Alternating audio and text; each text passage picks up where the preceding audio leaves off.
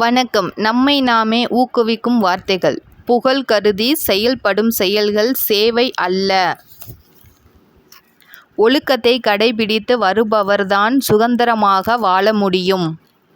வெற்றி என்பது லட்சியத்தை படிப்படியாக புரிந்து கொள்வது. மரியாதையாக பேசுவதும் நடப்பதும் செலவில்லாத செல்வங்கள். நேர்மை குணம் உள்ளவர்களையே எல்லோருக்கும் அதிகம் நம்புவர். புரியாத விஷயத்தை புகழ்வது தவறு, அதை இகழ்வது அதைவிட தவறு.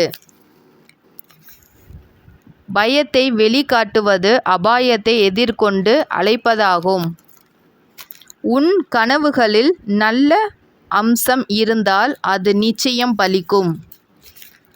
நிபந்தனை உடன் செயல்படுவது உதவி அல்ல, அது வணிகம். நன்றி.